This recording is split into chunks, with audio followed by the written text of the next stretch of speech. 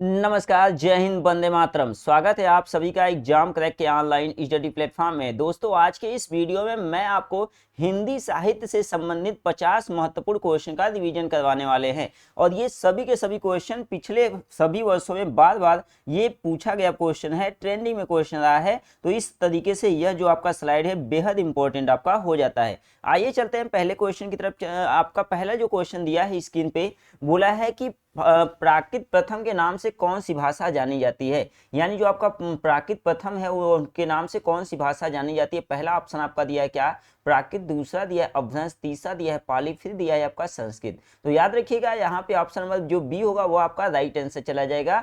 यानी जो प्राकृत प्रथम है उसे किस नाम से जाना जाता है, तो पाली के नाम से जाना जाता है। दोस्त, एक चीज और भी याद रखिएगा, अगर आप हिंदी सब्जेक्ट की तैयारी करते हैं, अगर उसमें आपका भाषा चीजें आता है तो एक कंटेंट आपके लिए बहुत इंपॉर्टेंट आपका होने वाला है।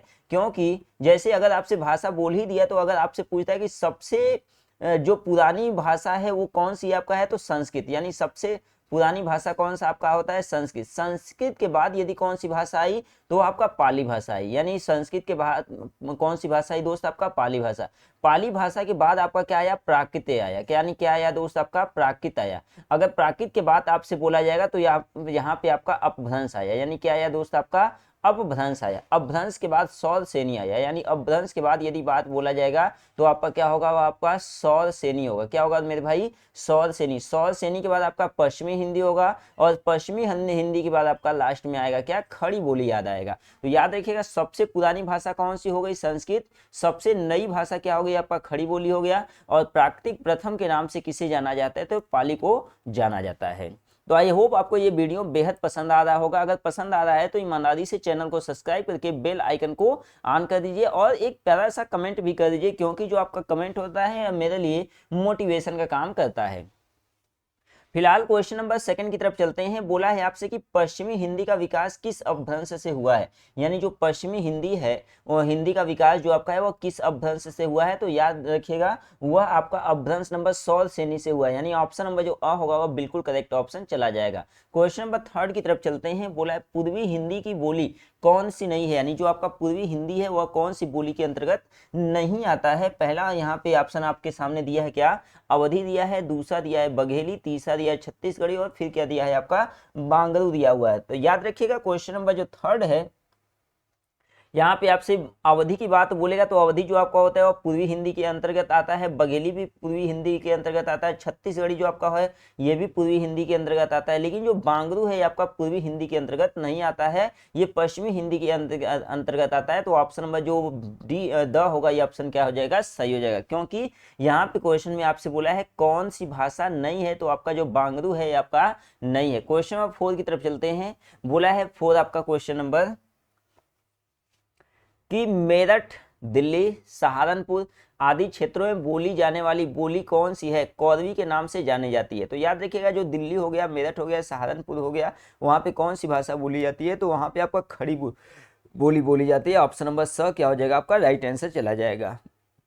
क्वेश्चन नंबर 5 की तरफ चलते हैं। बोला है पूर्वी हिंदी का विकास निम्न में से किस अपभ्रंश की देन है। यानी जो पूर्वी हिंदी है वह किस अपभ्रंश से हुआ है, किसका यह देन है। तो पहला ऑप्शन आपका दिया है क्या, मागधी। जी नहीं, ये आपका मागधी से उत्पन्न नहीं हुआ, बल्कि ये आपका क्या है, अर्ध मागधी से उत्पन्न हुआ है। तो ऑप्शन नंबर जो बी होगा वह राइट आंसर आपका चला जाएगा। यानी ये 5 क्वेश्चन का ऑप्शन नंबर ब क्या होगा, राइट आंसर। यानी अगर आपसे पूछता है कि पूर्वी हिंदी का विकास किस अपभ्रंश से हुआ है, तो याद रखिएगा आपका मागधी अपभ्रंश से हुआ है। क्वेश्चन नंबर 6 की तरफ चलते हैं। हिंदी भाषा का प्रारंभ कब से माना जाता है। तो याद रखिएगा मैंने आपको एक बेहतरीन 12 मिनट का वीडियो को कंटेंट में बनाया है, जिसमें आपका भाषा से संबंधित पूरा का पूरा वहां पे निचोड़ आपका वहां पे दिया गया है। दोस्त, यदि आपको इसका पीडीएफ चाहिए तो आप एग्जाम क्रैक का ऑफिशियल टेलीग्राम चैनल को ज्वाइन करिए। वहां पे मैं पूरा का पूरा पीडीएफ फ्री ऑफ कास्ट भेज देता हूं, जहां से आप डाउनलोड करके अपनी तैयारी को और भी बेहतरीन कर सकते हैं। क्वेश्चन नंबर 6 में आपसे बोला हुआ था कि, यानी क्वेश्चन नंबर जो 6 है वो आपका बोला हुआ था हिंदी भाषा का प्रारंभ कब से माना जाता है। तो याद रखिएगा हिंदी भाषा का जो प्रारंभ है वह इस 1000 ईसा पूर्व से माना जाता है, यानी ईस्वी से माना जाता है। ऑप्शन नंबर अ क्या हो जाएगा, राइट आंसर चला जाएगा। क्वेश्चन नंबर 7 की तरफ बढ़ते हैं।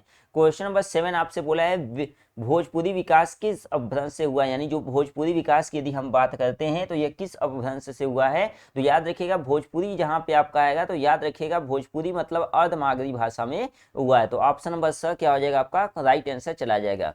क्वेश्चन नंबर 8 की तरफ चलते हैं। बोला है हिंदी साहित्य के इतिहास लेखन की परंपरा का सूत्रपात किसने किया है, यानी क्वेश्चन नंबर 8 आपका जो दिया है आपसे बोला है कि हिंदी साहित्य का जो इतिहास लेखन है उसका सूत्रपात किसने किया है। तो याद रखिएगा बहुत चर्चित नाम है, बहुत चर्चित नाम है, यानी गासा दत्त दासी, गासा दत्त दासी आपका आंसर राइट आंसर चला जाएगा। याद रखिएगा टीजीटी पीटी यदि आप एग्जाम देते हैं तो आपका यहाँ पे जो टीजीटी गासा दत्त दासी से नाम एक क्वेश्चन आपका 100% आपका पूछेगा। क्वेश्चन नंबर 9 की तरफ चलते हैं। बोला है निम्न में से कौन सा सुमेलित नहीं है। पहला आपसे बोला है क्या, राजस्थानी भाषा और साहित्य मोतीलाल मेनारिया। दूसरा ऑप्शन दिया है हिंदी साहित्य का वैज्ञानिक इतिहास डॉक्टर गणपति चंद्र गुप्त। तीसरा ऑप्शन दिया है हिंदी साहित्य का वैज्ञानिक इतिहास सर जॉर्ज गियर्सन। और लास्ट आपका दिया है शिव सिंह सरोज और शिव सिंह सेंगर। यहाँ पे आपसे बोला है क्या कि कौन सा सुमेलित नहीं है ऑप्शन, यानी यहाँ पे बोला है कौन सा सुमेलित नहीं है। तो याद रखिएगा राजस्थानी भाषा और साहित्य ये किसका लिखन है, तो आपका मोतीलाल मेनारिया का है, बिल्कुल सही ऑप्शन जाता है। हिंदी साहित्य का वैज्ञानिक इतिहास किसके द्वारा यहाँ पे बोला गया है, तो आपका डॉक्टर चंद्रगुप्त के द्वारा बोला गया। हिंदी साहित्य का वैज्ञानिक इतिहास जो आपका है जॉर्ज गियर्सन के द्वारा नहीं किया गया। ऑप्शन नंबर सी क्या हो जाएगा, राइट आंसर चला जाएगा।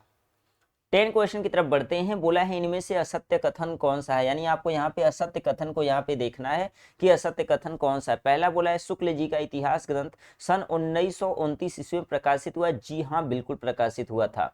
गासा दत्त तासी हिंदी साहित्य के इतिहास के प्रथम लेखक थे, ये भी बिल्कुल सही ऑप्शन जाता है, और यानी यहाँ पे आपका ऑप्शन सही जाता है। शिव सिंह सरोज में लगभग 1000 कवियों का विवरण है, ये भी ऑप्शन सही है। हिंदी साहित्य का आदिकाल डॉक्टर नरेंद्र की रचना है, ये आपका ऑप्शन क्या हो जाएगा, आपका गलत है, क्योंकि आदिकाल का जो रचना है ये आपका आचार्य रामचंद्र शुक्ल जी का है। ऑप्शन नंबर जो डी होगा बिल्कुल गलत आपका चला जाएगा।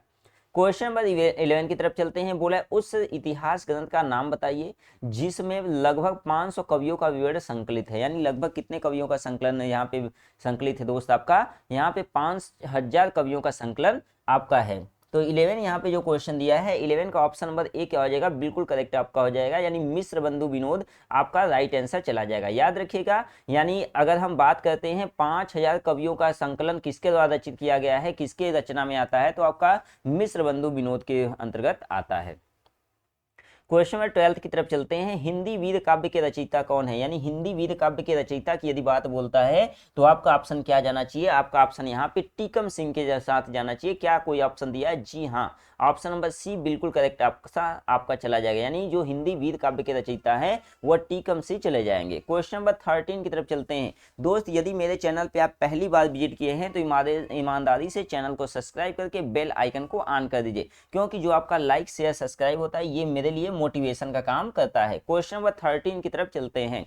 शुक्ल जी ने आधुनिक काल का नाम क्या रखा है, यानी शुक्ल जी ने अगर बोलता है शुक्ल जी ने आधुनिक काल का नाम क्या रखा है, तो याद रखिएगा आधुनिक काल का नाम क्या रखे हैं, गद्य काल रखे हैं। ऑप्शन नंबर यहाँ पर स क्या हो जाएगा, राइट आंसर चला जाएगा। पूर्व मध्यकाल के लिए शुक्ल जी ने क्या नाम दिया है, यानी पूर्व मध्यकाल के लिए शुक्ल जी ने नाम क्या दिया है, तो याद रखिएगा वो भक्ति काल का नाम दिया है। ऑप्शन नंबर अ क्या हो जाएगा आपका, बिल्कुल करेक्ट ऑप्शन चला जाएगा। किस इतिहास लेखन ने हिंदी साहित्य का प्रारंभ 1050 ईस्वी से स्वीकार किया है, यानी किसने 1050 से स्वीकार किया है, तो यहाँ पे कहीं ऑप्शन आपको रामचंद्र शुक्ल जी दिखाई दे रहे हैं, जी हाँ बिल्कुल दिखाई दे रहे हैं। ऑप्शन नंबर यहाँ पे ब दिखाई दे रहे हैं, मतलब ऑप्शन नंबर ब का हो जाएगा आपका क्वेश्चन राइट आंसर चला जाएगा। क्वेश्चन नंबर 16 की तरफ चलते हैं। बोला है डॉक्टर राम कुमार वर्मा के काल विभाजन में हिंदी साहित्य का प्रारंभ कब से माना जाता है, यानी कब से माना जाता है, तो याद रखिएगा यहाँ पे आपका यह कब से माना जाता है, तो यहाँ पे आपका 750 यानी राम कुमार वर्मा के अनुसार कब से माना जाता है, तो 750 ईसा पूर्व से माना जाता है। अगर हम प्राचीन भारतीय आर्य भाषा की बात बोलते हैं तो ये आपका 1500 ईस्वी से, यानी प्राचीन आर्य भाषा की बात करें तो यह 1500 ईस्वी से लेकर 500 ईसा पूर्व तक माना जाता है, पहली बात आप ये नोट करेंगे। और मध्यकालीन आर्य भाषा जो आपका है 500 ईसा पूर्व से 1000 ईसा पूर्व, और आधुनिक भारतीय आर्य भाषा की बात करें तो 1000 ईस्वी तक माना जाता है, यानी ये कब से माना जाता है, 1000 ईस्वी तक माना जाता है। मतलब ऑप्शन नंबर यहाँ पे जो आपका ब होगा बिल्कुल करेक्ट ऑप्शन चला जाएगा।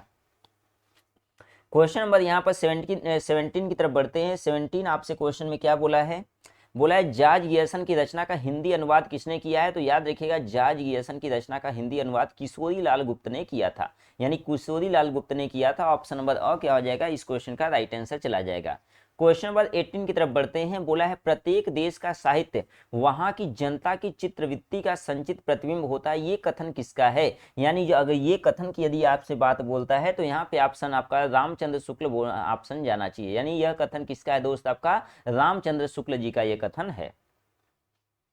क्वेश्चन नंबर 19, आचार्य रामचंद्र शुक्ल ने आदिकाल का निर्धारण किया है। यानी जो आचार्य रामचंद्र शुक्ल जी हैं वो आदिकाल का निर्धारण कब से कब तक किए हैं। तो याद रखिएगा वह कब से कब तक किए हैं, तो 850 से 1100 ईस्वी तक किए हैं। यानी 850 से 1100 ईस्वी तक किए हैं।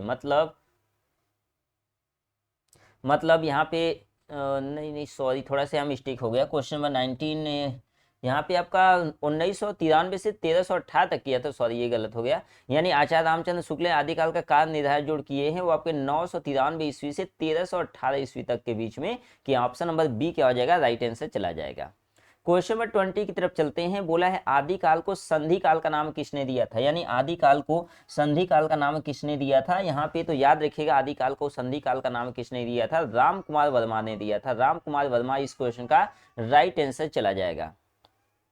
रासो ग्रंथकारों में निम्नलिखित में से कौन सी प्रवृत्ति नहीं थी। यानी जो रासो ग्रंथकार थे उसमें कौन सी प्रवृत्ति नहीं थी। तो यहाँ पे आश्रयदाताओं की अतिशयोक्ति प्रशंसा करना ये उनके अंदर प्रवृत्ति थी, बिल्कुल सही है। डिंगल पिंगल भाषा ये भी ऑप्शन सही है। वीर एवं श्रृंगार रस ये भी ऑप्शन सही है। लेकिन जो ऑप्शन जैन बौद्ध धर्म से संबंधित रचा है ये ऑप्शन आपका गलत है। मतलब ऑप्शन नंबर जो स होगा वह इस क्वेश्चन का राइट आंसर चला जाएगा, क्योंकि यहाँ पे क्वेश्चन में क्या बोला था दोस्त, आपका नहीं बोला था। तो ये आपका ये जैन बौद्ध धर्म से संबंधित रचनाएं नहीं करते थे। क्वेश्चन नंबर 22, आदिकाल के साहित्य में कौन सी प्रवृत्ति नहीं पाई जाती है। तो यहाँ पे कौन सी प्रवृत्ति नहीं पाई जाती है, तो यहाँ पे राष्ट्रीय भावना की प्रवृत्ति नहीं पाई जाती है। ऑप्शन नंबर जो यहाँ पे द है वो बिल्कुल करेक्ट ऑप्शन आपका चला जाएगा। क्वेश्चन नंबर 23 आपके स्क्रीन पर क्या दे रखा है, कमयास वध किस आदिकालीन रचना का अंश है। तो याद रखिएगा जो यहाँ पे आपका कमयास वध है आपका पृथ्वीराज रासो रचना का यहाँ पे अंश है। तो ऑप्शन नंबर स क्या हो जाएगा, इस क्वेश्चन का राइट आंसर होगा। क्वेश्चन नंबर 24 आपके स्क्रीन पे बेहतरीन अंदाज में दे रखा है दोस्त। यदि आपको ये बेहद पसंद आ रहा है तो चैनल को सब्सक्राइब करके एक बार बेल आइकन को ऑन कर दीजिए। अगर आपको किसी भी टॉपिक में कोई भी समस्या वहाँ पे होती है तो बेशक आप वहाँ पे कमेंट करिए, मैं उस पूरे के पूरे सोल्यूशन को आपके सामने लेकर आऊंगा। फिलहाल क्वेश्चन नंबर 24 आपसे बोला है कि पृथ्वीराज रासो में कितने प्रकार के छंदों का प्रयोग हुआ है। तो याद रखिएगा पृथ्वीराज रासो में कितने प्रकार के छंदों का प्रयोग हुआ है, तो 68 का प्रयोग हुआ है। पहला दिया था 50 ऑप्शन गलत होगा, 40 ऑप्शन गलत होगा, 17 ऑप्शन गलत होगा। यहाँ पे 68 आपसे दिया है, तो ऑप्शन नंबर स क्या हो जाएगा, इस क्वेश्चन का राइट आंसर चला जाएगा। 25 की तरफ चलते हैं। हिंदी साहित्य का इतिहास दर्शन नामक ग्रंथ के लेखक कौन है। यानी हिंदी साहित्य का इतिहास दर्शन नामक ग्रंथ के लेखक की यदि बात बोलता है तो यहाँ पे आपका नाम जाना चाहिए क्या, डॉक्टर नलिन विलोचन शर्मा। यानी ऑप्शन नंबर बी क्या हो जाएगा, आपका राइट आंसर चला जाएगा। यानी डॉक्टर नलिन विलोचन शर्मा इस क्वेश्चन का राइट आंसर होगा।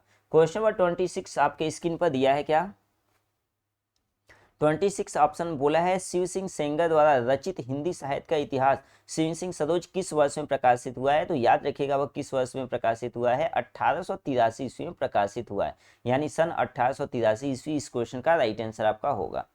क्वेश्चन नंबर 27, निम्नलिखित इतिहास ग्रंथों में से किसे सही अर्थों में हिंदी साहित्य का पहला इतिहास कहा जाएगा। यानी हिंदी साहित्य का पहला इतिहास किसको सही कहा जाएगा, तो याद रखिएगा किसे कहा जाएगा, the modern vernacular literature of Hindustan को कहा जाएगा। ऑप्शन नंबर द इस क्वेश्चन का राइट आंसर होगा।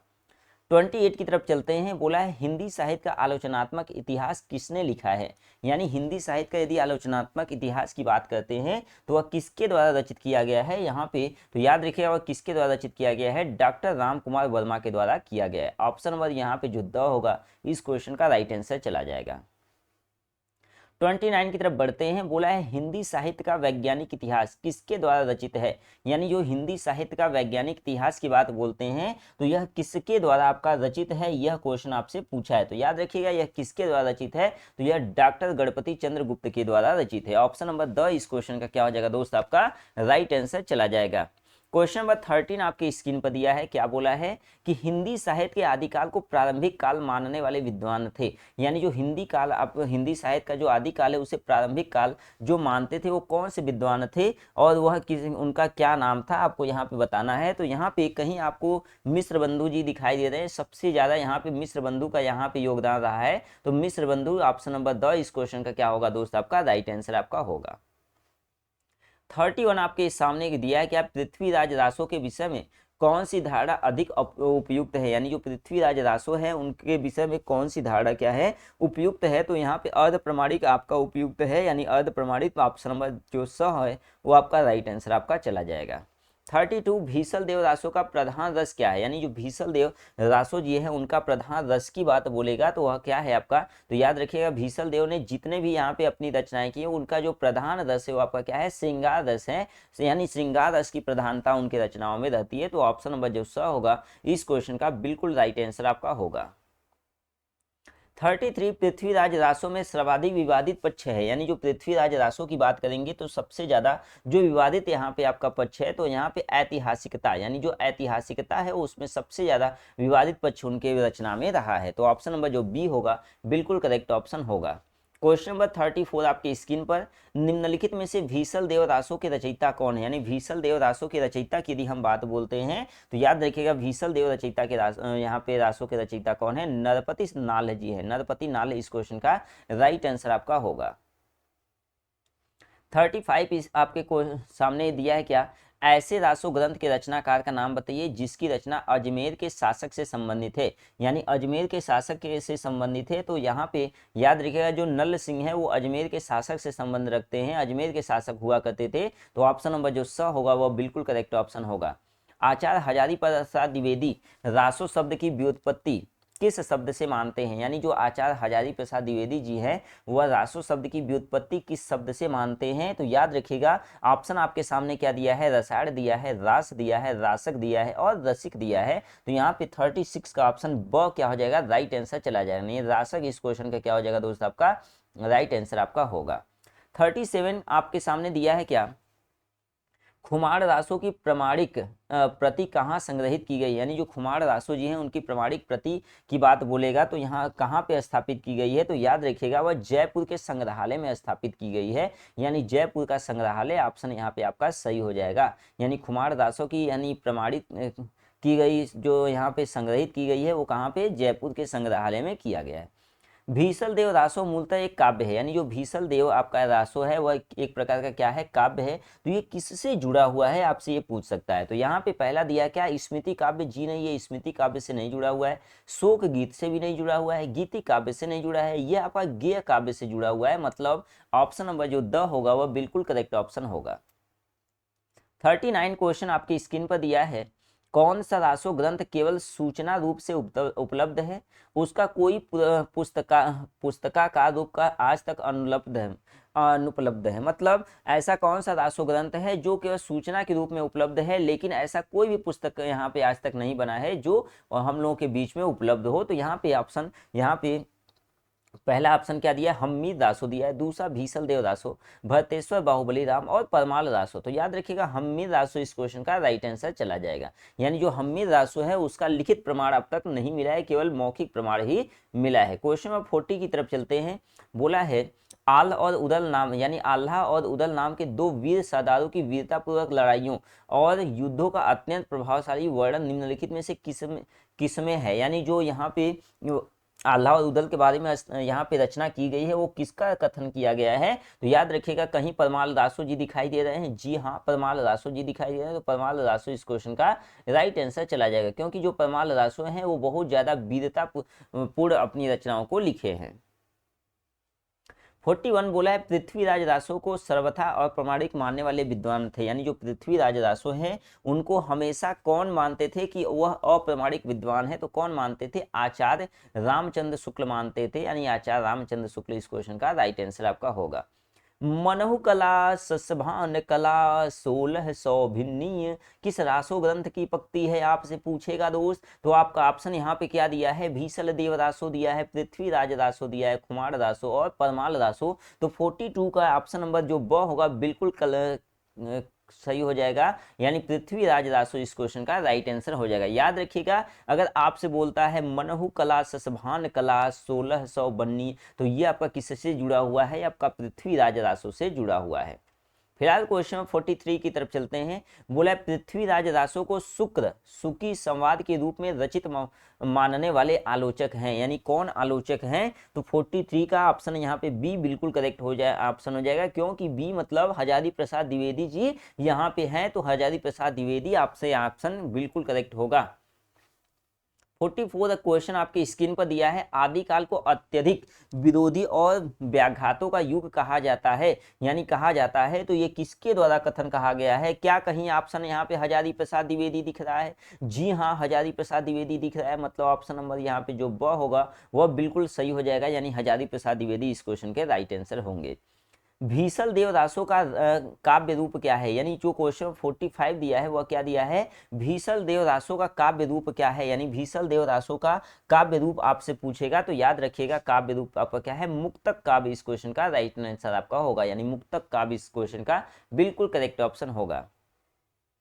निम्नलिखित में कौन सी रचना वीर गाथात्मक नहीं होती, यानी कौन सी जो रचना है वह वीर गाथात्मक नहीं होती है? तो यहाँ पे याद रखिएगा वह कौन सी नहीं होती है, तो भीषल देवदासो जो आपका है वह वीर गाथात्मक नहीं होती है, ऑप्शन नंबर जो सी होगा यानी स होगा बिल्कुल करेक्ट ऑप्शन होगा। 47 क्वेश्चन आपके स्क्रीन पर दिया है, आदिकाल का अधिकतम साहित्य किस प्रांत से हुआ है प्राप्त हुआ, यानी जो आदिकाल का अधिकतम साहित्य की बात बोलेगा किस प्रांत से हुआ है? तो याद रखिएगा आदिकाल का जो अधिकतम यहाँ पे उत्पन्न हुआ है ज़्यादा से ज़्यादा वह किस कहाँ से हुआ है? राजस्थान से हुआ है, यानी राजस्थान इस क्वेश्चन का राइट आंसर होगा।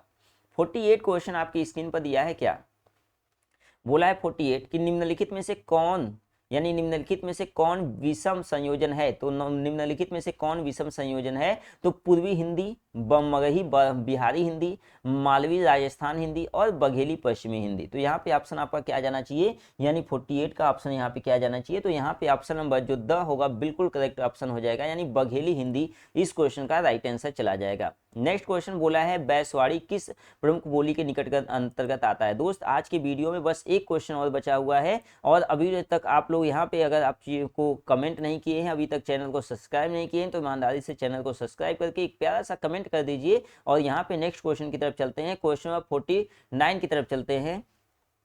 बोला है बैसवाड़ी किस प्रमुख बोली के निकट है, यानी जो बैसवाड़ी है वह किस बोली के निकट यहाँ पे आपका निकट है? तो कहीं अवधि दिखाई दे रहा है, जी हाँ, यानी ऑप्शन नंबर ब आपका राइट आंसर हो जाएगा, यानी ब अवधि इस क्वेश्चन का राइट आंसर होगा। आज का ये लास्ट क्वेश्चन दिया है, बोला है निम्नलिखित में राजस्थानी हिंदी की कौन सी बोली नहीं है? राजस्थानी हिंदी की बात बोला है, तो याद रखिएगा मारवाड़ी हो गया, जयपुरी हो गया, मेवाती हो गया, ये तीनों के तीनों जो आपका बोलियां हैं ये आपका कहाँ से बिलोंग करता है दोस्त? आपका राजस्थान से बिलोंग करता है, लेकिन जो बुंदेली होता है ये आपका राजस्थान से बिलोंग नहीं करता है, मतलब ऑप्शन नंबर जो डी होगा बिल्कुल करेक्ट ऑप्शन चला जाएगा। दोस्त आज का ये वीडियो आपको कैसा लगा कमेंट करके जरूर बताइएगा, और इसी तरीके का वीडियो पाने के लिए आप मेरे चैनल को सब्सक्राइब करके बेल आइकन को ऑन कर दीजिए। आई होप आपको वीडियो पसंद आया होगा। तो आज के लिए बस इतना ही, मिलते हैं नेक्स्ट वीडियो में।